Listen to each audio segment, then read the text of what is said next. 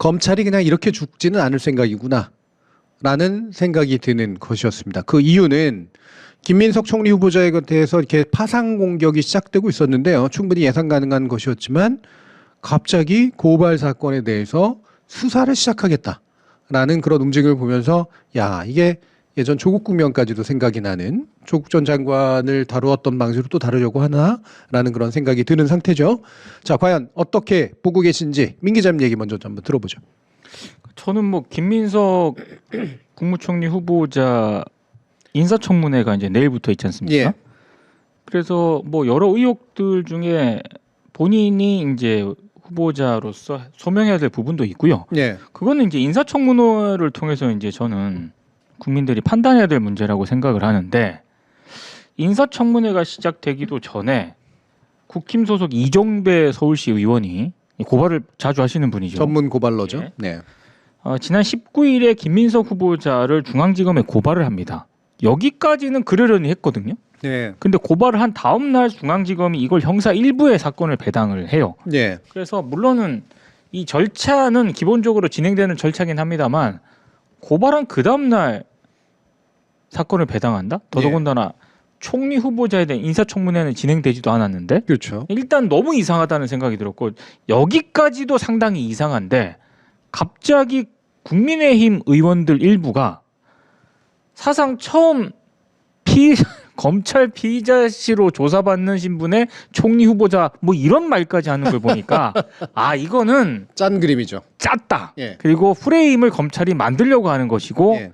언론에 이거를 보수 언론에 특히 이거 던져주는 것이구나라는 생각까지 하게 됐고요. 이거는 그러면 조국 시즌 2를 검찰이 다시 하겠다라고 하는 건데 이거는 막아야 된다라고 저는 생각을 네. 합니다. 그럼 아예 여기서 단도직입적으로 두 분의 견해를 한번 여쭤보죠. 검찰이 어디까지 할 것 같으세요? 저는 네. 기소하겠다는 거죠. 빠른 시일 내에 네. 네. 왜냐하면 검찰 입장에서 남은 시간이 별로 없거든요. 네. 그래서 할 수 있는 온갖 회방 짓거리는 다 할 것 같습니다. 네.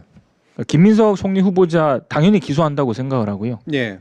그리고 지금 오늘 11개 장관 후보자에 대해서도 지금 이재명 대통령이 지명했잖아요. 네. 아마 디지털 캐비넷 다 뒤질 거라고 생각을 합니다. 네. 네. 그러니까 지난번 이제 조국 전 장관 청문회 당시에 뭐 언론이 난리치고 그리고 바로 수사 들어가서 사실 정경심 교수에 대한 기소를 청문회 중간에 네. 했었잖아요. 네. 네. 공소시효 이제 바로 이제 직전에 그런 방식으로 그 이상으로까지도 갈 수 있다 이렇게 보시는데 정 장관님은? 저도 기소를 하기 위한 그 전초 작업을 진행하고 있는 것이다라고 예. 보거든요. 기소가 아니라면 이렇게 빨리 움직일 리는 없죠. 네. 이러고 나서 뭐 아무것도 안 한다면 이렇게까지 욕을 먹으면서 바로 다음 날 배당하지는 않았을 것 같습니다. 네. 그래서 기소는 기정사실로 봐야 될 것 같습니다. 근데 그렇다면 이걸 어떻게 막을 수가 있어요? 일단 어떻게 막느냐라는 문제를 약간 뒤로 좀 빼고 왜 그러는지는 물론 다 짐작 가능한데 도대체 무슨 구상까지 하면서 왜 이런 일들을 할까? 일단은 총리 후보자에 대해서 검찰이 수사를 하기 시작을 하게 되면 제가 봤을 때 이제 검찰 개혁이라는 어떤 그런 부분에 있어서 속도가 멈칫할 수밖에 없는 거고요. 그걸 바탕으로 장관 후보자들에 대해서까지도 이런 식으로 이제 검찰이 털기 시작하게 되면, 그러니까 청문회를 할 거 아닙니까? 근데 총리 후보자에 대해서 청문회를 시작하기도 전에 수사에 돌입하겠다라는 방침을 밝혔는데, 그러면 청문회 과정에서 특히 이제 국힘 의원들 중심으로 온갖 그 의혹 제기가 타당하든 타당하지 않든 숱한 의혹이 제기가 될 건데, 저는 그 중에 상당수를 검찰이 실제로 조국 전 장관에 대해서 털듯이 털 가능성이 있다라고 보거든요. 예. 그럼 기소할 거예요, 아마. 그러면 그러니까 인사청문회가 통과된다 하더라도 나중에 어떤 이 국무총리가 또 이렇게 수사를 받으러 재판 받으러 가야 되는 이런 희한한 상황이 펼쳐질 가능성도 있는 것이고, 예. 그 효과가 다른 장관 후보자들한테도 저는 영향이 미칠 거라고 보거든요. 예. 특히 오늘은 발표가 안 됐는데 법무부 장관 후보자 누구를 지명할지는 모르겠지만 아마 엄청난 부담을 느낄 거라고 저는 생각을 해요. 예. 그래서 여러 가지를 지금 겨냥을 하고 있다. 네. 박미정 박사님. 그래서 저는 검찰이 왜 이러는 걸까 일단. 예. 그 고민은 하게 되는 것 같아요. 근데 그래서 생각을 해보면 검찰이 안 이럴 이유도 없겠구나. 예. 왜냐하면 어차피 잃을 게 없어. 음. 얘들은. 그러면 할 수 있는 최선을 다하는 게 낫다. 예. 그래서 그리고 시간이 얼마 안 남았다고 하셨는데 제가 볼 땐 시간이 너무 많이 남은 것 같아요. 아직도 1년 이상이 남은 거잖아요. 그쵸. 결국 민주당이 계획대로 지금 검찰 개혁을 시작한다고 하더라도 최소 1년 이상이 더 걸리는 거니까. 그렇죠? 지금 발표한 로드맵에 의하면 그러면 내년 9월 정도로 빨라도 내년 9월 정도로 보면 지금 너무 많은 시간이 남아 있지. 저는 사실 그 대목에서 제가 이제 시간이 얼마 없다라고 하는 거는 전 내란 특검하고도 연결이 되는 문제라고 보거든요.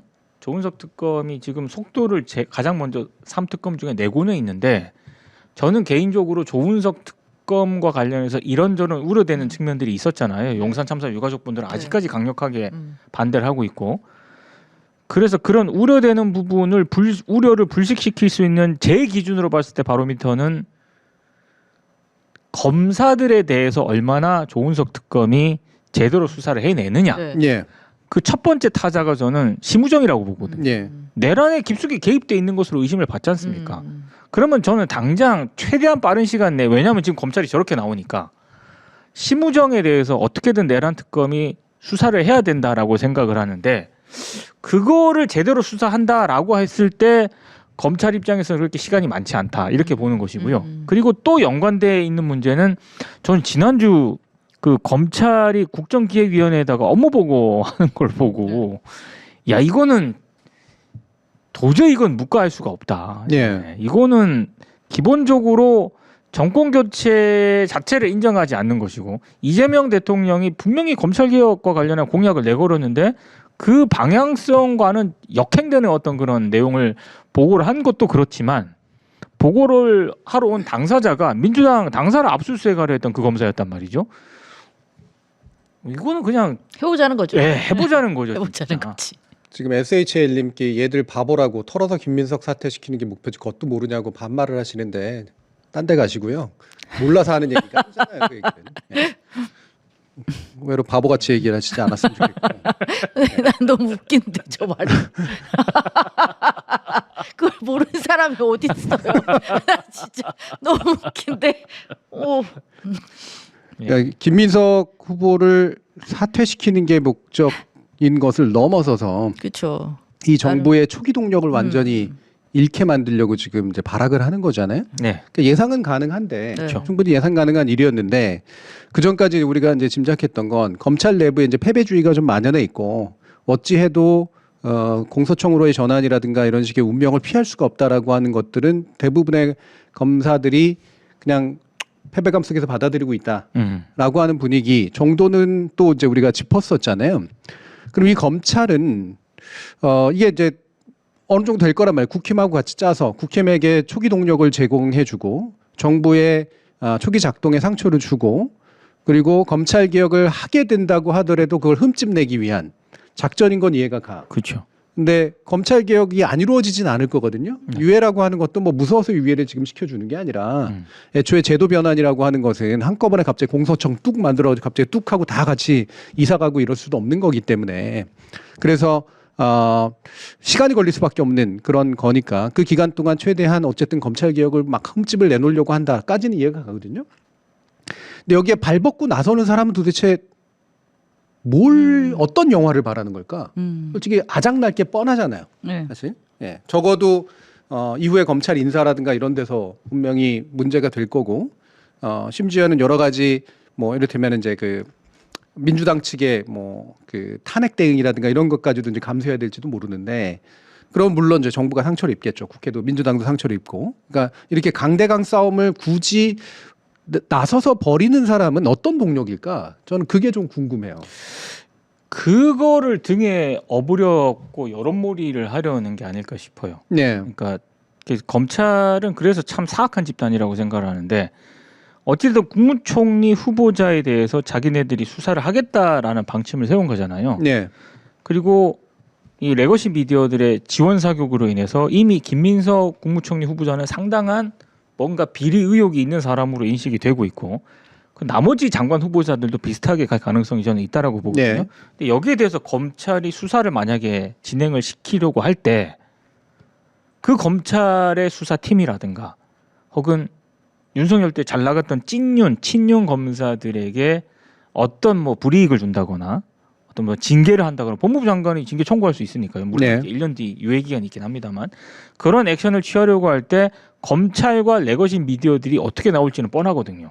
네. 수사팀에 대한 외압을 정권 잡으니까 이재명 정부가 행사를 한다. 네. 이런 식으로 여론을 끌고 가게 되면은 제가 봤을 때 뭐 이재명 대통령의 어떤 그런 의지라든가 이런 거는 의심을 안 하지만 그 여론이 막 혹시 레거시 미디어들이 이렇게 등에 업고 막 여론전을 펼칠 때 민주당 내부에서 흔들리는 선수들도 분명히 있다고 봅니다. 네. 아마 그런 부분에 균열을 좀 깨우려고 했던 게 아닌가. 그래서 어떻게든 저지시키고 저는 그냥 저지시키는 것에 끝나지 않고요. 검찰이 이런 식으로 여론전을 펼쳐가지고 승리해본 경험들이 여러 번 있잖아요. 실제로 자기네들이 이길 수 있다라고 생각하는 그런 일부 검사들이 분명히 있다라고 봐요. 네. 저는. 저도 그 말씀을 드리고 싶었는데요. 네. 이게 기억이 있는 거죠. 그리고 경험이 있어. 가장 최근에 어쨌든 조국을 그런 식으로 도륙해서 성공을 했잖아요. 그리고 그게 국민의힘, 그리고 검찰, 그리고 언론. 셋이서 정말 합이 아주 좋았고 네. 결국 성공을 했고 저는 그 기억을 딛고 지금 이 행동을 또 할 수 있다고 생각합니다. 예. 그러니까 물론 이게 뭐 이전만큼의 밀도 높은 어떤 결속이 있을 거라고 생각하진 않아요. 그것보다는 좀 힘이 좀 빠지긴 했겠지만 제가 아까 처음에도 말씀드렸다시피 저는 검찰이 가만히 있는다고 달라질 건 별로 없을 것 같거든요. 순순히 뭘 한다고 해서 지금 검찰청이 없어지는 걸 막을 수 있는 것도 아니고 그렇다면 뭐라도 하는데 그 뭐라도 하는 게 이전에 해서 이미 효능감이 지금 여기까지 차오른 일이 있잖아요. 그리고 이게 저는 생각보다 심리적인 어떤 흔들기라는 측면에서 의미가 있다고 이들이 생각하는 것 같아요. 네. 이게 효과가 있을 거라고 생각한다고 봐요. 그리고 그나마 그러면 겁이 나지 않을까? 무섭지 않을까? 뭐 나중에 징계나 뭐 그래서 찍혀서 어떻게 될 것 같다는 생각도 안 하지는 않겠지만 저는 거기서 또 그런 방법이 있잖아요. 얘들은 때려치고 나가면 그만이잖아요. 뭐 잘 안 될 것 같으면 때려치고 나가서 좋은 데 로펌 들어가거나 뭐 이렇게 해서 또 돈 잘 벌면서 살 수 있지 않겠습니까? 근데 그 부분들이 저는 좀 의심스럽거든요. 왜냐하면 사람이라고 하는 게 되게 개인적 이익과 자기가 속한 집단의 이익 그리고 이제 좀 더 큰 조직의 이익 이런 층위가 있다고 하면 기본적으로는 나의 이익을 목적으로 조직이익이나 개인 어떤 집단의 이익하고 이제 좀 일치시키는 방법을 찾거든요. 근데 1차적으로 보면 공소청이라든가 이런 것들을 만드는 과정에 흠집을 냈을 수 있지언정 검찰을 구할 수는 없거든. 이 행동을 한다고 해서. 이거는 개인의 계산 범위를 넘어서서 심우정 등의 이제 검찰 조직의 계산 범위일 텐데 이거를 흠집 내는 게 이 검찰 조직에게 얼마나 유리한 걸까? 이후를 도모하는데 정말 그게 정말로 필요한 일일까? 네, 그렇다면 이 흐릿한 이유로 개인의 검사들에게 이를테면 이거 하고 나서 바깥으로 나간다고 잘 못 살거든요. 요즘 검찰은. 예. 왜냐하면 검찰이 이제 김현장이나 이런 데 하는 건 형사의 큰 네. 어떤 것들 가지고 물고 형사는 사실 돈이 별로 되는 건 아니기 그쵸. 때문에 재벌들이나 이런 사람들 잡아들일 때 이제 필요한 정도의 사람들이지 그 외에 법무에는 그렇게 큰 필요한 사람들이 아니에요. 이 검찰들이 주로 이제 기업 쪽이나 이런 거 잘 담당하던 특수부가 좀 그나마 잘 팔릴 뿐인데 이러다가 중간에 잘린다고 해가지고 훈장이 잘 안 달리거든. 예. 그러니까 이런 민간 법무 영역으로 바라보면 굳이 말하면 이것뿐이 없어요. 국힘이 너한테 너 정말 열심히 했어. 나중에 의원 배지라도 달아줄게. 공천해줄게. 예. 그리고 우리한테 뭔가 언젠가 돌아오게 되는 그때 너에게 많은 정치적 이득을 줄게. 라고 약속을 했다고 하면 그나마라도 개인의 욕망들이 어느 정도 되겠지만 이게 3년 뒤에 총선이거든요. 네. 예. 대선은 훨씬 더 멀리 있고. 네. 과연 이런 흐릿한 약속을 믿을 검사들이 있을까? 예. 이런 생각이 자꾸 드는 거죠. 예. 그러니까 조직을 구할 수 있는 가능성도 없는데 스스로의 미래를 걸면서까지 그러니까. 이렇게 무리수를 두는 건 납득이 되지 않는다. 네. 예. 그러니까 그거에 나올 검사들이라면 몇 가지 전제 조건뿐이 없는데 또라이거나 계산이 안 되는 또라이. 네. 가끔 그런 친구들이 있거든요. 아니 있기는 있죠. 예, 그래서 이상한 그 철부지 같은 그런 마음을 이용하거나 아니면 뭔가 단단한 약속이 이루어져야 되거든. 그게 내 이익에 어느 정도는 복무할 것이다라고 생각되는 와진 상담을 하더라도. 근데 그 이익이 비교적 흐릿하거든요. 믿을 수 있을까 그 이익을? 예를 들어 그 윤석열 때는 그걸 중심으로 집단이 뭉친 거잖아. 얘하고 함께 우리가 죽으면 안 된다라고 하는 그런 생각이 있었으니까. 근데 지금은 이 검사들이 그렇게 개인적인 이익을 희생할 만한 약속을 쥘 수 있을까? 네. 그런 생각이 자꾸 드는 거예요.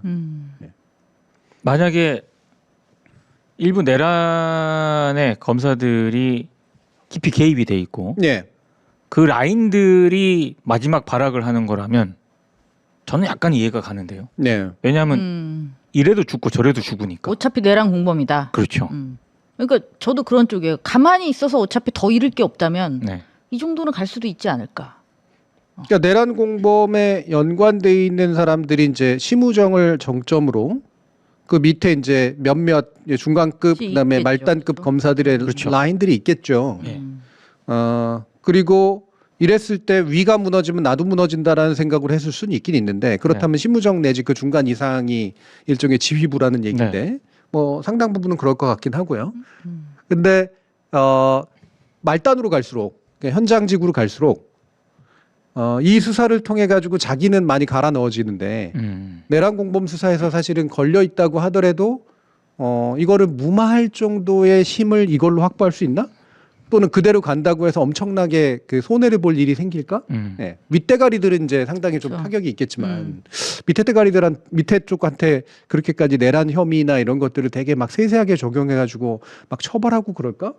이런 생각도 좀 있어요. 그러니까 어떻게 보면 이 다음에 우리가 얘기를 하겠지만 김건희 녹취가 나온 거. 네. 네. 그래서 검찰이 이게 되게 수상하잖아요. 네. 옛날부터 알았을 것 같은데 이제 숨기고 있다 이제 와서 깐 것 그렇죠. 같다 뭐 이런 의혹이 있는데 이게 오히려 자연스러워. 이건 자연스럽잖아요. 검찰이 이럴 것 같잖아. 예전에 뭐 몰래 숨겼다가 이제는 분위기 바뀌고 뭐 이러니까 지금 한 것처럼 뭐 이렇게 해서 하는 거는 좀 자연스러운데 지금 김민석을 마치 조국과 같이 할 수 있을 것처럼 이렇게 검찰이 달라붙어서 하는 것은 상당 부분 부자연스러운 측면이 있고 설득력도 좀 없다. 그래서 고민은 되게 많이 되는 것 같아요. 네. 근데 그럼에도 불구하고 저는 이걸 멈출 것 같지 않아요. 얘들이. 네. 그리고 기소까지 갈 것 같고 이 무리수를 두고 더하면 더했지 덜할 것 같진 않거든요. 그러니까 어떻게 보면 좀 이율배반적이지. 그러니까 막 이해가 잘 안 가는데 근데 이렇게 계속 이렇게 갈 것 같다는 거지 또. 네. 그러니까 이게 1월부터 이익을 얻을 그룹은 확실하게는 국힘이거든요. 그렇죠. 국힘은 확실히 이익을 얻어요. 네. 그러니까 국힘이 계속해서 막 목소리 높이고 이거에 뭔지 사활을 거는 듯한 모습이고 그러니까 약간 수상하게도 이거보다 꽤 전에 사실 별거 아닌 이유 가지고 이게 지금 빨리 그 사퇴하는 게 낫다. 네. 안 그러면은 이 정부에 상당한 부담을 줄 것이다라는 식으로 걱정하듯이 네. 그렇게 발언을 한 경우들이 있었어요. 국힘 의원들이. 네.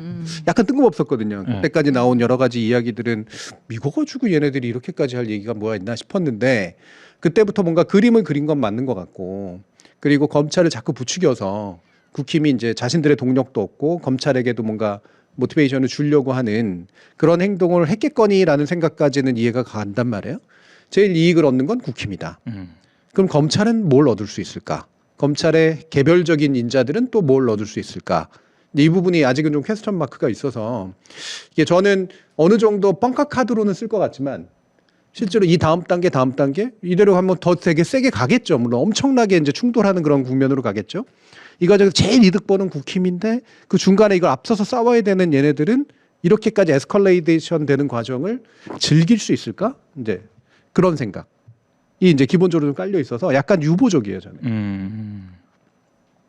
근데 어떤 부분을 유보하시는 거예요? 그러니까 이게 이제 우리가 막 상상하는 최악의 시나리오 있잖아요. 바로 수사 들어갈 거야. 그리고 총리 청문회 국면이나 이런 데서 나온 것 가지고 바로 기소 들어갈 거야. 굉장히 빨리 네. 기소할 것이다. 그리고 이제 총리가 어떻게든 통과되더라도 지속적으로 막 수사하면서 부르고 막 난리치고 막 그럴 거야. 네. 예, 이런 것들 있잖아요. 그리고 그리고 거의 장관되고 한 달?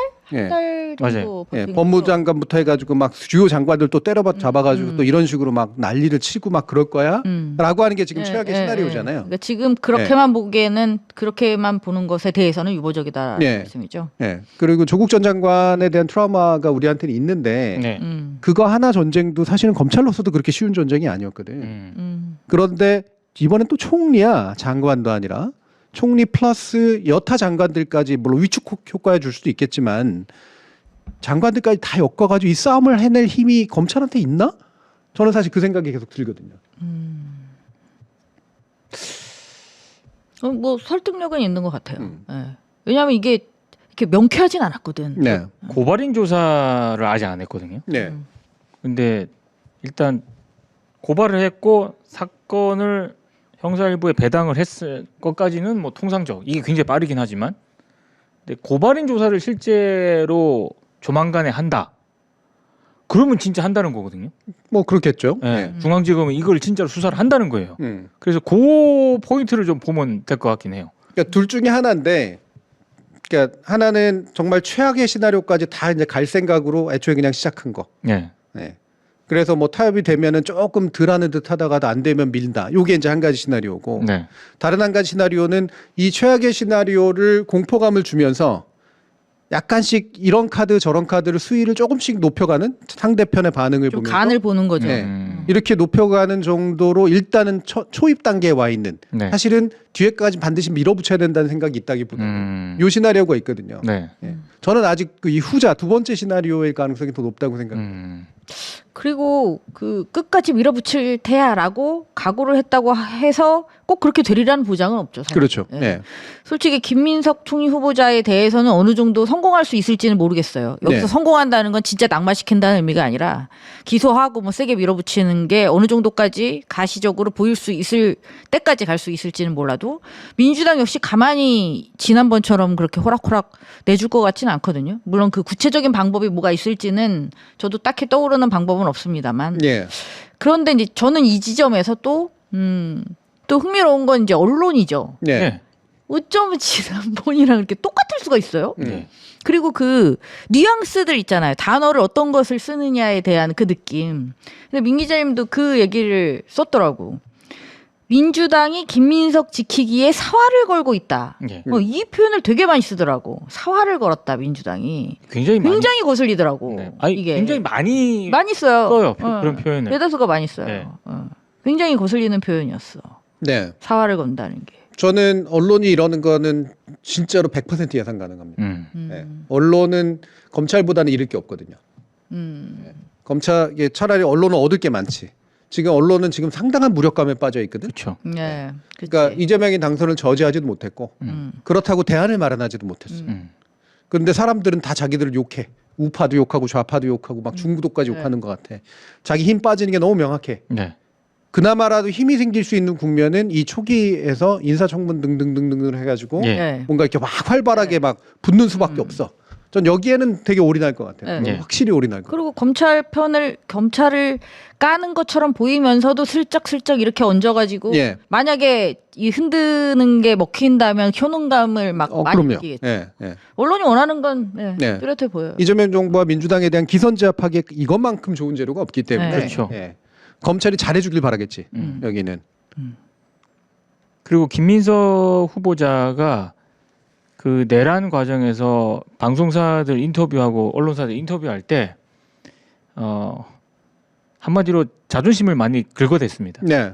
질문 이상하게 하면 아니 그 내란 관련인데 왜 거기서 가치 중립적으로 그러니까 나는 언론이 김민석을 싫어할 것 같아. 엄청 싫어합니다. 네. 언론 예. 싫어하죠. 엄청 싫어할 것 같아. 예, 실제로 왜냐면 방송에서 그냥 나는 그냥 진짜 김현정이랑 김민석이 붙는 걸 보면서 그때부터 이게 확 오더라고. 싫어하죠. 네. 예. 너무너무 싫어하겠다. 네. 모든 언론이. 그래서 이 국면을 아마 굉장히 뭐 제가 그들의 속마음을 모르겠지만 즐기고 있을 거예요. 네. 예. 그래서 언론의 뭐 계산법은 저는 뭐 그래서 저는 개인적으로 아까도 다시 민주당이 그러니까 검찰이 어떻게 대응을 하면은 얘네들 이건 뭐지 이렇게 해석을 하거나 의도를 짐작하는 데서 그칠 게 아니라 저도 정준희 교수님 얘기처럼 그렇게 막 단일 대우를 형성하고 있다고는 보지 않거든요. 네. 네. 그래서 그 바로미터를 알 수 있는 게 심우정을 치면 됩니다. 근데 그 심우정을 칠 수 있는 걸 지금은 공수처는 못 치잖아요. 그러니까 내란 특검이 할 수 있거든요. 네. 저는. 네. 근데 내란 특검이 그 조은석 아니 거긴 쳐야지. 거기를 안 치면 그러니까 말이 안 저는 되죠. 왜 이 상황을 그리고 그대로 이제 그 놔두고 시간이 그 타이밍이 언제인가 그러니까요. 좀 빨리 됐으면 저는 좋겠는 그 상황이 너무 답답하더라고요. 이거는 뭐 그냥 쉬운 용어로 선빵이 중요한데 이게 대통령이 바뀌어도 시간은 여전히 천천히 가고 있어요. 천천히 가고 있어요. 여전히 천천히 저는 가고 있어. 이거는 여전히 많은 일들이 하루에도 많이 그러니까요. 벌어지기 때문에 예. 여전히 시간은 천천히 가고 있지만 그렇게 많은 시간이 지나진 않았다는 거. 네. 예. 네. 우리의 그 체감 시간의 흐름이 너무 검찰이 느린 거죠. 뭘 의도를 뭘 하든 간에 음. 검찰이 그러면 이게 어느 정도로 단일 대우를 형성하면서 이 판을 흔들려고 하나 그 탁탁탁 치면 되거든요. 네. 근데 지금 저는 이제 그게 되게 기분이 나쁜 거예요. 언론이 왜 그러고 어떻게 할 건지는 딱 보이는데 이거를 국힘도 알고 검찰도 안다는 거지. 그렇죠. 그리고 언론이 이러는 게 시너지가 되게 크게 난다는 거지. 네. 왜냐하면 국힘이 정말 개소리를 계속 씹으리잖아요. 언론이 그거를 미친 듯이 막 뻥뻥뻥뻥 하잖아. 욕하는 것처럼 하면서도 제목에 다 담아가지고 계속 하고 있다고. 맨날 네. 이만하게 해가지고. 그러니까 이게 시너지가 막 붙는 거지. 불이 붙었다고 생각하는 거지. 다들 검찰도 그렇고 국힘도 그렇고 신이 나셨잖아요 지금 보면. 그러니까 세 집단 국힘, 검찰, 언론은 정치적으로 동일하다기보다는 이해관계가 동일해. 네. 네. 그러니까 이재명 정부하고 각을 세우고 전선을 세우는 게 필요한 네. 존재들이에요. 그래야지 자신의 망해가는 영향력을 어떻게든 붙잡을 수가 있기 때문에 그래서 아마 당분간 청문회 국면에서는 거의 한 달에서 두 달 이르는 기간 동안은 네. 아마 쌩 난리를 칠 겁니다. 네. 이 세 집단이 아주 그냥 협력해가지고. 네. 네. 그래서 이 국면이 벌어질 때 여러분들은 너무 현기증을 느끼시면 안 돼요. 네. 그러니까 이게 그렇게 될 수가 있거든요. 근데 아무리 나는 아니라고 이렇게 생각을 해도 이 몰아치는 거에 장사 없거든요. 특히나 이렇게 정말 일치돼 가지고 몰아치는 것에 대해서는 장사가 없기 때문에 이 부분은 어느 정도는 바람을 맞고 서는 수밖에 없어. 바람아 그만 불어라, 뭐 바람의 근원을 없애자라든가 이런 식의 게 통하지는 않는 상태란 말이죠. 그래서 우리 이제 시민들이나 이런 분들이 당분간 몰아닥칠 요 폭풍에 대해서는 어느 정도 마음의 준비를 좀 하고 계셔야 한다 이런 생각이 좀 들어요. 네. 그래서 진짜 그래서 특검이 진짜 잘해야 네. 되는데 네. 그 눈치를 잘 보면서 스케줄을 잘 잡고 있는 건지 아무튼 좀 지켜봐야죠. 열심히 지켜봐야지. 아니 뭐 어떻게. 지금까지는 잘하고 있는데 저는 지금까지 잘한다기보다는 지금까지 특별히 못한 건 없죠. 그렇죠. 이게 아니 그래도- 이건 되게 중요한 거예요. 왜 그래? 되게 제일- 중요하지. 특별히 못한 게 없는 거지. 뭐 이렇게 특검 뛰어나게 잘해. 중에는 제일 빨리 움직이긴 하더라고요. 빨리 움직여야지. 거기야말로 지금 애를 풀어준대잖아요. 근데 솔직히 말하면 김건희 특검에 들어가 파견돼 있는 그 검사들 보면은요, 뭐 이런 사람들이 좀 보이거든요. 그래서 좀 의심하는 그런 거인데 이제 내란 특검은 생각했던 것보다는 좀 기민하게 움직인다라는 생각이 드는데 저는 그 바로미터가 아까 말씀드린 것처럼 네, 심우정. 검사를 쳐야 돼요. 검사를 제대로 지금 수사할 수 있느냐. 그리고 저는 심우정을 아직도 그거는- 빨리 치면 일단 힘을 뺄 수가 있잖아. 그러니까요. 그러니까 이게 기세인데 또 네. 일단 꺾고 들어가는 게 저도 좋을 것 같긴 한데 그게 또 우리 생각이랑 또 다르지 않겠어요? 그분들은. 그렇죠. 그러니까 이게 심우정을 치고 심우정을 치는 건 되게 상징적으로 되게 중요한데 이게 이제 내란 특검 그냥 끝내지 않을 것이다라는 걸 명확히 보여주고 거기에 더해서 이 정부가 검찰과 일말의 타협도 없을 것이다라고 하는 것들을 보여주고 네. 동시에 뭐 김민석의 상처 또는 기타의 어떤 그 민주당 추천 인사들의 상처가 생겨서 정권 초반에 약간 소란이 나더라도 이거는 완수해야 될 이제 과제로서 물러서지 않겠다 이런 태도를 이제 보여주는 이제 상징적인 행위잖아요. 그리고 또 중요한 게 이제 심우정이 이 임기를 유지하는 게 27년까지인가 아마 그럴걸요? 맞아요. 네, 3년이니까 네. 꽤 길어요. 근데 이번에 만약에 인사를 하게 되면 인사 시즌이 오는데 검찰의 마지막 인사가 될 거거든요. 네. 현재 검찰청 체제에서의 마지막 인사가 되어야 된단 말이야. 그러면 힘을 좀 빼놓고 2월이 좀 무리 없이 되도록 하는 사람들을 인사로 쫙 앉혀야 되는데 네. 지검장이니 뭐니부터 해가지고 심우정이 버티고 있으면 이게 안 될 거거든. 그렇죠. 그렇죠. 물론 심우정이 이제 뭐 윤석열이나 이런 사람들에 비해서 약간은 대가 좀 약하다고 하더라도 어떻게든 세작들을 이제 심어놓고 일부는 받고 일부는 안 받고 막 이런 식으로 해서 법무장관하고 또 갈등 구도를 만들게 되게 뻔해서 그렇죠. 심우정을 빨리 끌어내려야 돼. 네. 예. 그래야지 마지막 인사를 해서 무리 없는 이전이 가능하도록 할 수가 있거든요. 근데 이 부분에서 아마 버티는 힘이 이제 지금 이제 나오고 있을 거고 그게 아까 제가 얘기했던 것처럼 심우정하고 쭉 연결된 내란 플러스 심우정하고 이해관계가 연결된 일부 또라이들이 자신의 이익을 일부 감수하더라도 예, 손해를 감수하더라도 미래를 좀 보면서 하려고 하는 애들이 소수는 존재하겠다. 이런 생각까지는 들긴 들거든요. 근데 심우정을 치는 게 그렇게 쉽지는 않을 거예요. 아 이게 너무 디테일하게 얘기를 하는 걸 수도 있는데 법무부 장관 인선하는 데는 시간이 좀 걸리잖아요. 네. 그래서 차관을 먼저 임명을 한 다음에 네. 대행을 시키면 음. 검찰에 대한 인사가 가능하지 않을까? 이거 법적으로 어떻게 되는지 모르겠습니다. 네. 지금 장관 후보자가 지명되지 않았고 인사청문회가 아직 뭐 이게 절차가 아직 통과되지 않았는데 차관을 먼저 임명을 해서 그 차관으로 하여금 직무대행을 하게 함으로써 그 직무대행 체제에서 검찰에 대한 인사를 할 수 있는지 이게 법적으로 어떤 문제가 없는지 네. 그거는 좀 따져봐야겠지만 저는 그 정도로 빨리 해야 된다라고 보거든요. 네. 예. 그리고 저는 그 검찰 내부에 있는 내란 공범에 대한 수사, 네. 심우정으로 상징적인 인물로서 심우정을 이야기할 수 있다면 그 타이밍과 그 행동이야말로 조은석 특검에게 지금 쏟아지는 어떤 의구심을 해결해 줄 수 있는 대답이 될 수 있다라고 생각해요. 네. 그것이 답이 될 것이다. 그렇다면 빨리 움직여서 그 답을 주는 게 중요하겠죠. 그 의구심을 본인도 알고 있을 거 아니에요.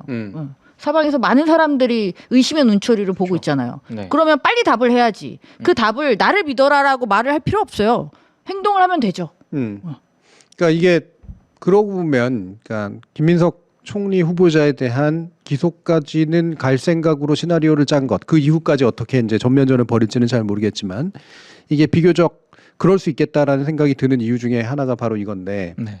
심우정은 더 끌어내리기 어려운 사람이잖아요. 임기가 보장이 돼 있는 사람이니까. 그러면 징계위원회를 소집해야 되거든. 그러니까 기소가 됐다는 이유로 이제 징계위원회를 소집할 수 있겠지. 그리고 그때까지 특검 수사라든가 이런 것들에 의해서 그쵸. 보면 이 정도 증거라면 이거는 정말 징계를 받아야 마땅해라고 얘기하는 단계가 이제 있을 거 아니에요. 그것도 시간이 좀 걸리겠죠. 그런데 이를테면은 총리 후보자는 그러면 기소가 돼 있는데 총리 후보자도 기소돼 있고 심우정도 기소돼 있는데 심우정을 그 이유로 잘라야 된다고? 라는 식으로 해가지고 심우정을 방어하는데 이 후보자에 대한 총리에 대한 기소 여부가 꽤 비슷하게 작동할 가능성은 있죠. 그러네. 네. 그런 판까지 짰을 수는 있을 것 같아요. 저는 그래서 내란 특검이 중요하다라고 봅니다. 네. 그러니까 단순히 그러니까 김민석 후보와 관련된 그냥 의혹 제기잖아요. 네. 근데 심우정을 만약에 내란과 관련돼 있는 어떤 음. 공범으로 만약에 내란 특검이 움직이면 이건 비교 대상이 저는 안 된다라고 솔직히 보거든요. 기소를 하려도 이쪽이 자료가 더 많지 않아요? 그렇죠. 더 빠르면 빨랐지. 훨씬 더 늦어야 빠르죠. 될 이유는 없지. 예. 그래서 저는 내란 특검이 중요하다고 계속 빨리 좀. 그러니까 그게 답이 될 거라니까. 네. 의심에 대한 답변이 될 거야. 네. 왠지 잘할 것 같지 않아. 걱정돼. 안 잘할 것 같아. 예. 막. 아니 거리도 가까워서 그냥 그 가기 쉬울 것 같은데. 결국엔 심우정이 내려올 생각이 없이 끝까지 자기 자리를 지키면서 임기를 가진 검찰총장으로서 그냥 맨 앞에서 이 정부하고 각을 세우겠다. 그리고 심우정하고 내란 등등등등해서 연관이 돼 있는 중간급 검사들 플러스 이들하고 이제 라인이 좀 비슷한 약간 또라이급 하급 검사들 네. 정도의 라인이 이제 현재 일종의 쿠데타 내지 이제 싸움을 준비하고 있는 정도는 이해가 간다. 그리고 아마 그게 김민석 총리 후보자와의 대립각을 쭉 세우면서 이제 계속 물타기라는 방식으로 갈 가능성들은 꽤 높다. 그래서 내란 특검이 되게 중요하다. 내란 특검이 어떻게 하는지는 심우정에 대한 태도 그리고 검사에 대한 수사 및 기소에 관련된 태도를 보고 네. 짐작이 가능할 것이다. 네. 이런 정도로 일단 정리는 좀 됩니다. 네. 예. 근데 심정 끌어내리기 쉽지 않을 거예요. 저는 이 악랄한 저항을 할 거라고 봅니다. 예. 예. 정말 사악한 저항. 자, 그러면 이건 요 정도까지 좀 보고요. 아까 얘기했던 것처럼 이제 내일 청문회 진행되면서 또 그 이후에 우리가 이번 주에 HTV에서 내일 다루고 또 목요일 날 아마 다루는 그런 일들이 벌어질 텐데 이 이틀 동안이 또 어떤 식으로 이제 확 하고 커질지 잠옷 약간은 불안한 마음도 없지 않고요. 예, 언론이 얼마나 난리칠지 뻔하기 때문에 좀 지켜봐야 되는 그런 마음이기도 합니다. 여러분들 너무 이제 정신 잃지 마시고 이 상태에서 이것 때문에 막 여론이 확 하고 기울거나 지난번처럼 또는 막 내부가 혼란이 가중되는 일은 없을 가능성이 높고 그렇게 되지 않을 각오만 돼 있으면 안 될 거라고 이제 생각을 합니다. 다만 요 싸움이 금방 끝나진 않을 거라는 점이 문제겠죠. 자, 그러면 두 번째로 김건희 관련된 얘기 해보죠. 검찰의 정말 가짜는 짓. 정말 눈에 뻔히 보이는 가짜는 짓이 김건희 육성이 나왔다. 그리고 이 그 주가 조작의 혐의가 상당히 뚜렷하다라고 하는 면들. 이거 분명히 예전에도 가지고 있었던 것 같은데 갑자기 나온 것처럼 그렇게 얘기하고 있는 상태. 저는 이 건을 거의 처음에는 대부분 서울고검이 도이치모터스 주가 조작 사건 재수사한다고 했고 그래서 최근에 미래에셋을 압수수색을 했고 그래서 거기에서 김건희와 증권사 간의 대화 녹음 파일 수백 개가 나왔고 거기서 알고 봤더니 이른바 스모킹건에 해당하는 김건희가 도이치모터스 주가 조작으로 뭐 몰랐다 그랬는데 다 알고 있고 그런 대화 파일이라든가 이런 게 다 공개가 되지 않았습니까? 네. 그래서 이제 그게 검찰발 기사로 많이 보도가 됐었는데 뉴스타파의 시민보 기자를 비롯해가지고 몇몇 언론들이 과연 최근에 압수수색을 통해서 이 수백 개 녹음 파일을 검찰이 확보를 한 것이냐? 네. 아닌 것 같다. 네.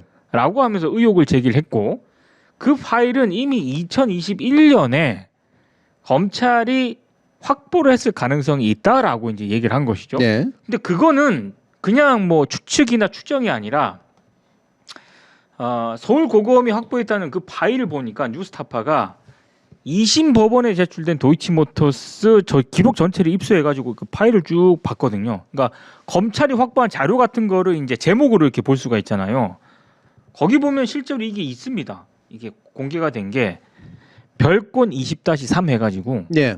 매매 보조자료 녹음 파일 녹취서 해가지고 이제 증권사가 나오거든요. 그중에 신한금융투자, 대신증권, DB투자증권, 미래에셋 대우 이렇게 있거든요. 네. 그러니까 미래에셋 대우 이 그때 녹음 파일을 최소한 이 내용을 확인하지는 못했지만 검찰 수사 기록 목록에 보면은 요 녹음 파일을 이미 2021년 6월에 확보했다는 게 확인이 된 거예요. 네.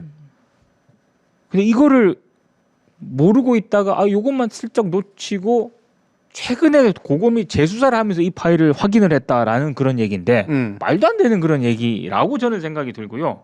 또 하나는 이거는 이제 시민보 기자가 제기한 의혹과는 다른데 이제 경우의 수를 얘기하는 거죠. 이미 2021년 9월 6일에 미래에셋을 압수수색을 했고 이 녹음 파일을 확보를 했는데 이 녹음 파일을 확보하는 게 어려운 일은 아니랍니다. 왜냐하면 고객과 증권사 직원 사이에 어떤 통화를 하게 되면 자동으로 녹음되는 그런 시스템이 되어 있기 때문에 서버만 압수수색을 하게 되면 이미 다 그러니까 쉽게 가져올 수 있는 거거든요. 그런 걸 감안했을 때 이미 그걸 확보를 했는데 유독 김건희하고 그 증권사 대화 녹음 파일만 못 들여다봤다. 근데 이번에 고검이 그걸 압수수색한 것이다. 이게 경우의 수 하나. 경우의 수 두 번째는 당시에도 녹음 파일을 확보를 했는데 공개를 안 하고 있다가 지금 고검이 야 그거 좀 가져와봐 해가지고 공개를 한 것이다 라는 거거든요. 네. 저는 후자라고 봅니다. 네. 네. 아니 못 봤을 리가 없지. 왜 압수수색을 했는데 그걸 못 봐?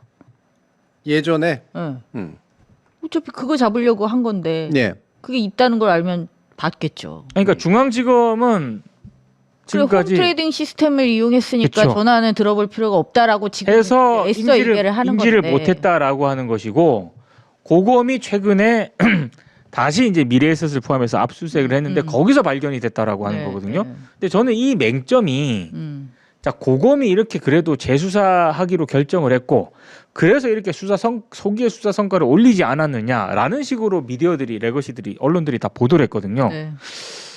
그건 아닌 것 같다. 예. 그러면 지금 이제 일단 한 가지 쟁점은 그거잖아요. 그러니까 물론 왜 얘를 빼놨을까 그때도 하는 의심도 있지만 네. 이를테면은 그때 이미 확보했는데 지금 와서 이제 공개한 거다. 예. 아니면 그때는 확보를 못했으나 어느 좀 일부러 확보를 안 한 거다. 저는 다 그때 녹취 파일까지 들었다라고 봅니다. 네. 2021년에. 근데 검찰이 묵혀둔 거라고 보거든요. 왜 묵혀뒀을까?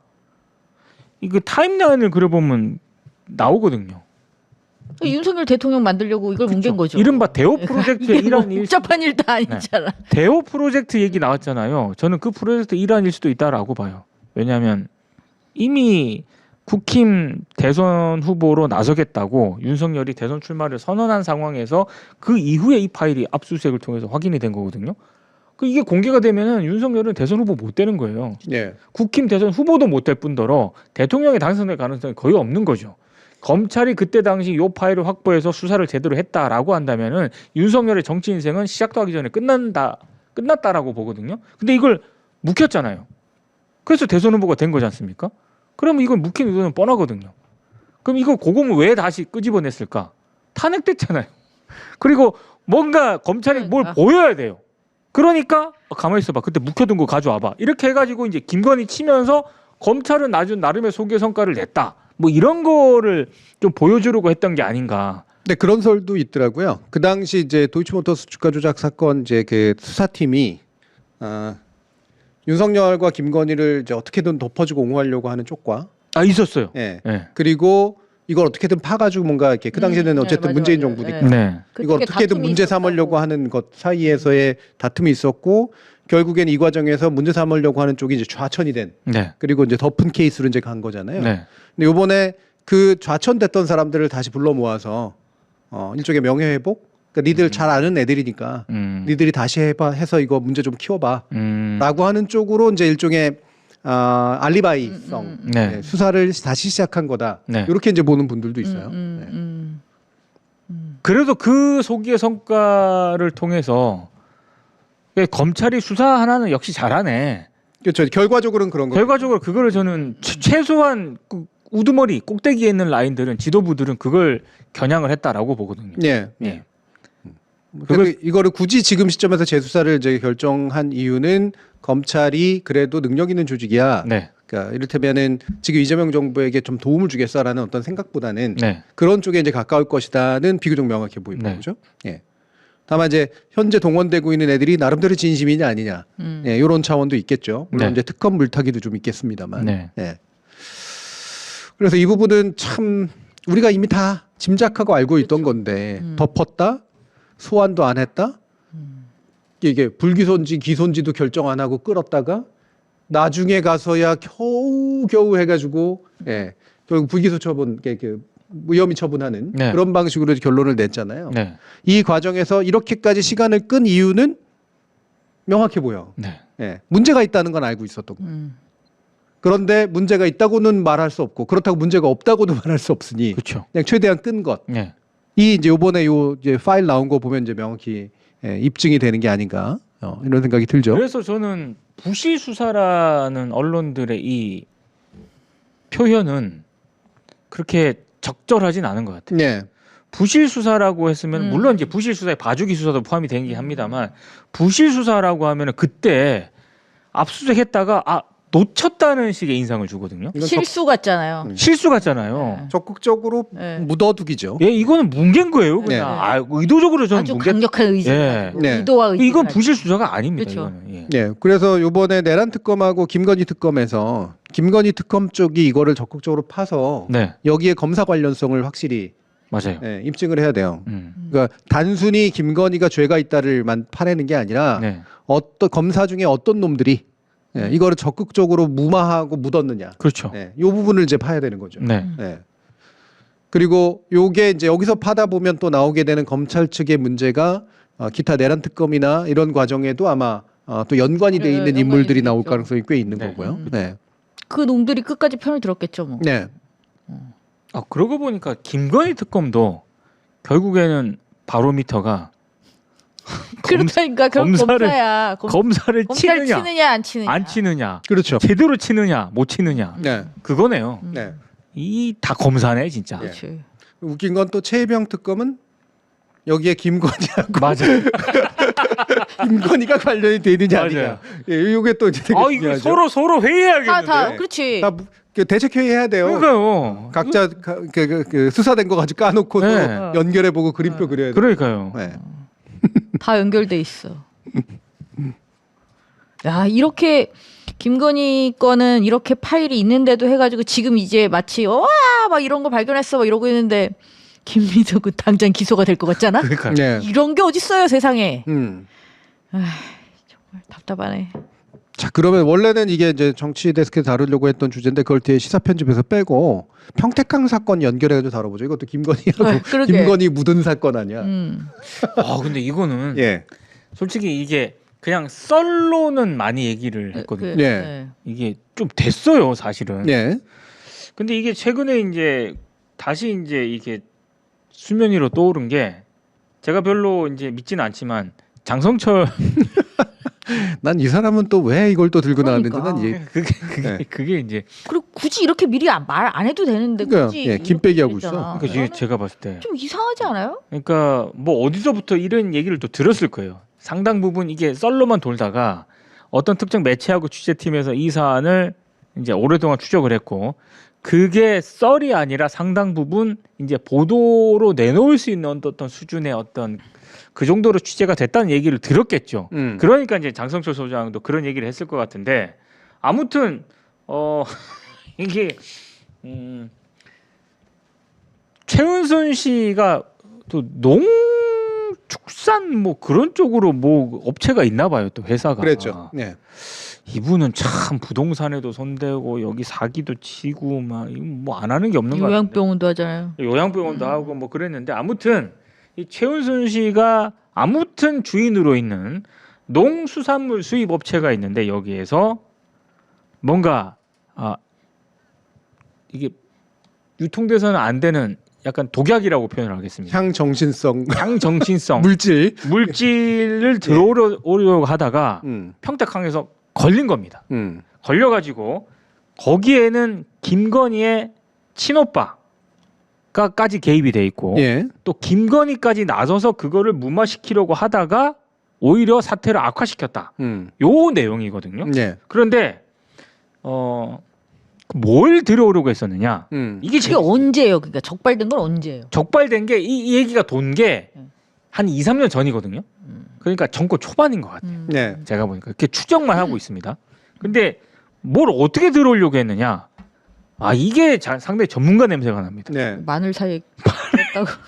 마늘 사이에다가 껴오고 또 마늘을 수입했는데 거기 안에다가 뭐 어떻게 하려고 했나 봐요. 네. 그게 냄새 향 때문에 그런 거예요? 그러니까요. 음. 그래서 아마 이렇게 용이하게 이제 들어올 수 있다라고 생각을 했는데 그게 걸린 거죠.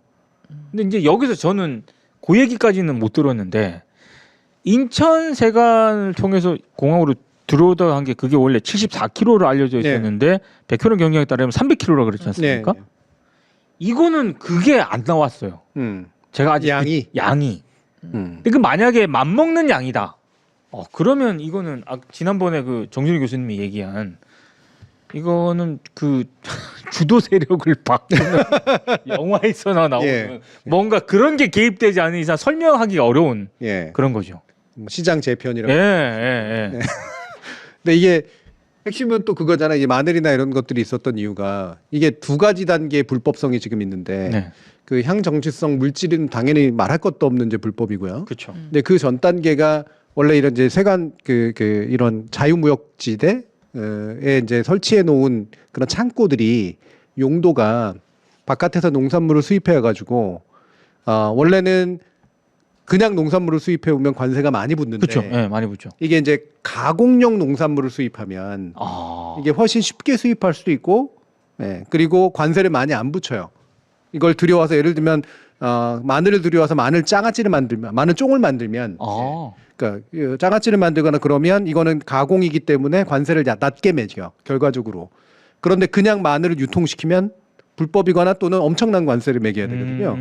그래서 1차적으로 이 일을 시작했던 이유가 이런 원래는 가공용으로 수입된 농수산물을 관세를 빼고 그냥 싼 값에 팔 수 있는 그런 이해관계에 있었다는 거야. 이게 이제 1차적인 그런 의심이죠. 네. 그래서 이미 여기에 1차적인 불법이 들어가 있지. 네, 네. 근데 여기서 그치지 않았어. 여기다가 사이사이에 그런 향정지성 물질을 심어가지고 들어오게 되면 이중에 이제 이득이 생기는 그렇죠. 이 구조. 요거를 했을 것이다라는 게 현재까지의 짐작인 거죠. 의혹이고요. 근데 그렇게 위험한 짓을 하면서까지 돈을 벌었어야만 했을까요?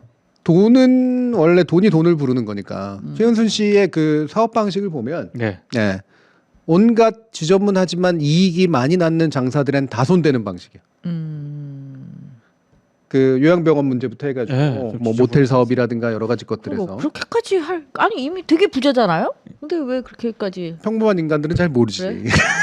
죽을 때까지 이해를 못할 것 같아. 왜 저러는 거야? 돈이 저렇게 많은데. 50억 있으면 100억 가지고 싶고 100억이 있으면 1000억 가지고 싶은 거예요. 그리고 정말 이렇게 푼 돈을 모아서 큰 돈을 만드나 봐요. 네. 그렇잖아요. 그 요양병원에 있는 사람들한테 밥 안 주면서 그 돈을 아껴서 돈을 모은다는 게 기가 막히지 않아요? 뭐 얼마나 된다고? 네.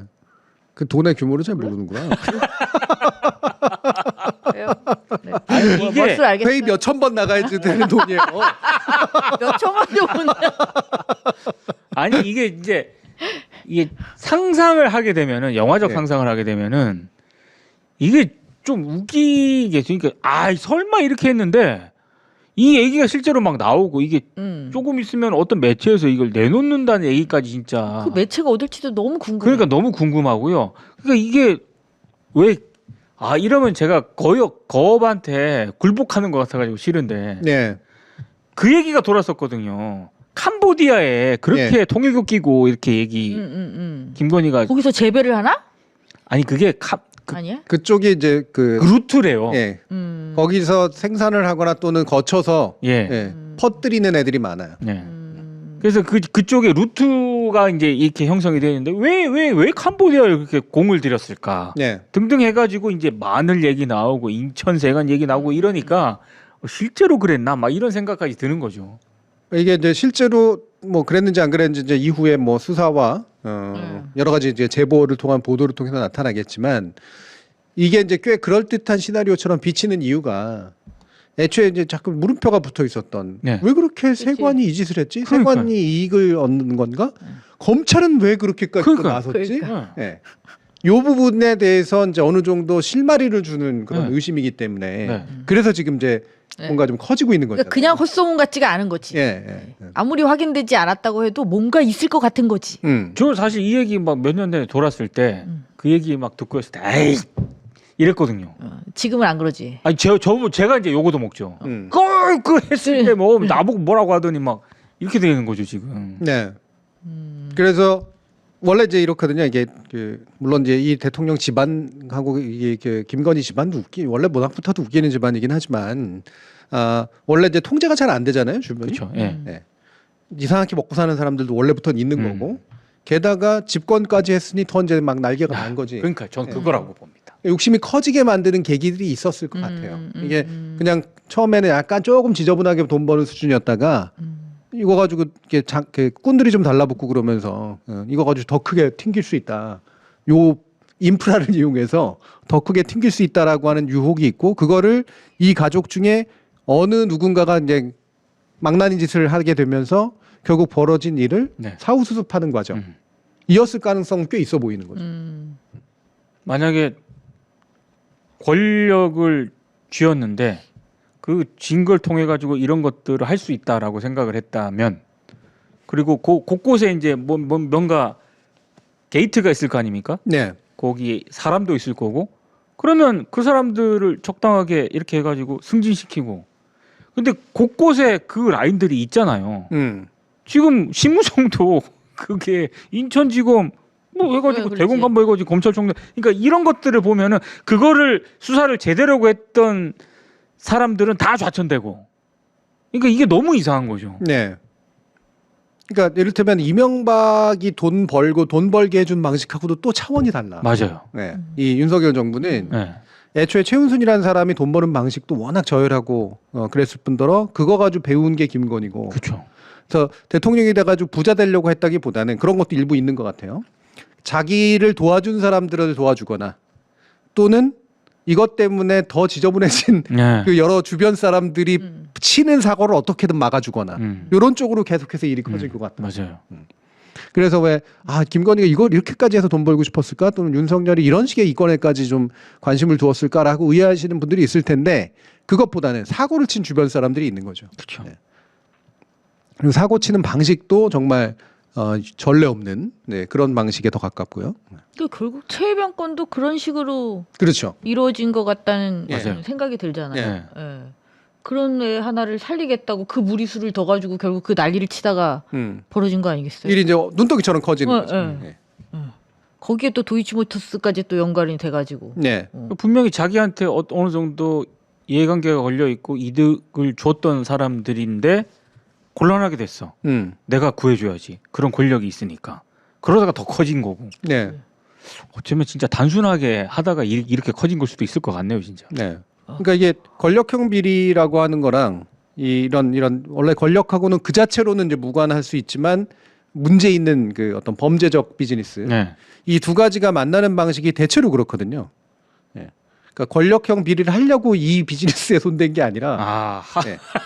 이 비즈니스가 내 권력하고 인적으로 엮여 있어서 권력을 그러네. 이용해서 덮어주거나 무마해주거나 빼주거나 네. 이런 쪽으로 이제 권력형 비리가 생기는 거죠. 네. 2차적 권력 비리가 네. 생기는데 윤석열이라는 사람은 검찰 시절부터 사실은 이런 일들이 꽤 있어 보여요.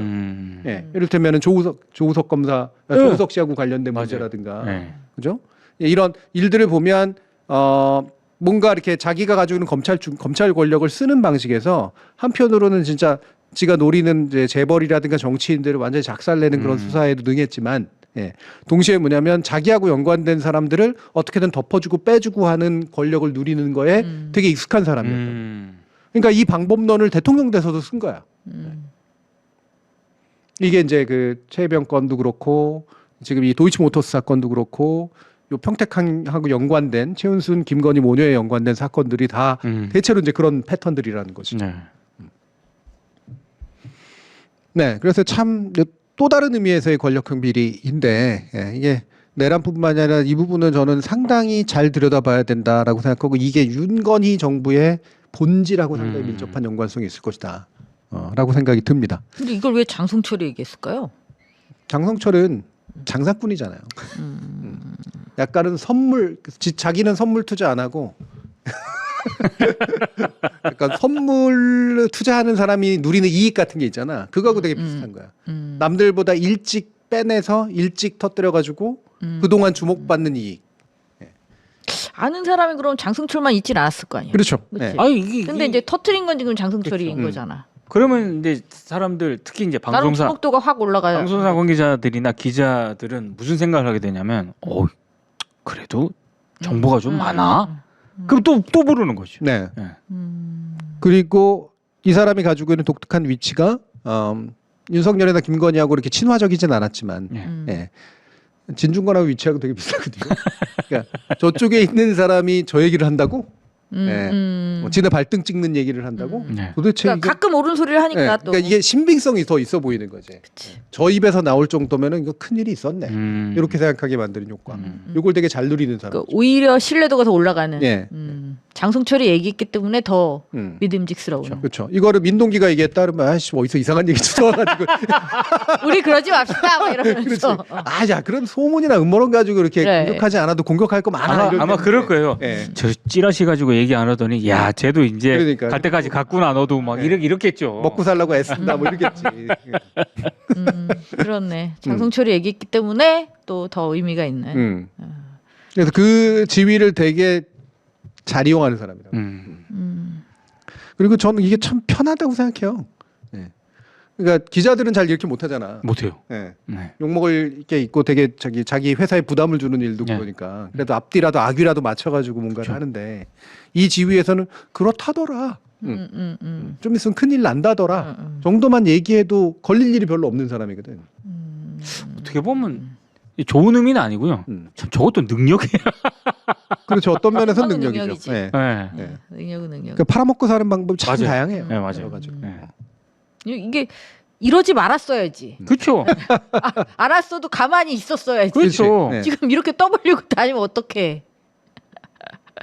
아니 그래서 이거는 되게 좀 이상하더라고. 나는 내내 이상했어. 이걸 보면서도 이상하고 들으면서도 네. 이상하고 좀 상당히 좀 이상한. 그리고 지금 이 미디어 환경이기 때문에 가능한 네. 네, 그런 거. 그러니까 백조 교수님이 장성처럼 제대로 아는 게 없고 이게 사실 강진구 기자 등이 이미 알고 있는 것들이 이제 퍼진 거다 이렇게 말씀하시는데 맞고요. 지금 얘기하는 것도 그런 거죠. 그럴 거예요. 그러니까 이를테면 뉴탐사라든가 맡은 뭐 강진구 기자라든가 뭐 이런 쪽에 계신 분들도 서울의 소리라든가 이런 데서 터뜨리면 쟤네 또 이제 아유 어차피 상대편 공격하려고 완벽하지도 않은 정보 가지고 또 음모론 펼치네 이런 식으로 해서 임팩트가 적어.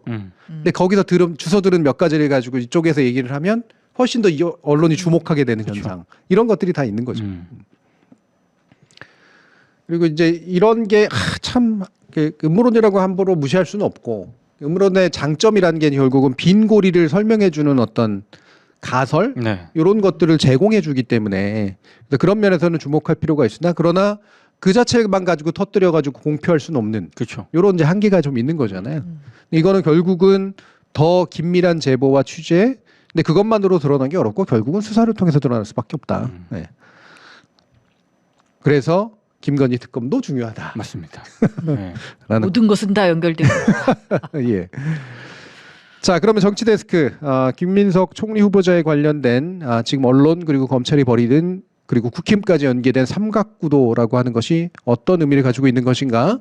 그리고 그런 와중에 실제로 덮은 게 명확해 보이는 김건희 관련된 주가 조작 사건들 그리고 평택항 관련된 사건들 모아서 김건희 특검 등이 내란 특검과 함께 실체에 접근할 수 있는 정보를 많이 제공해 주기를 바랍니다.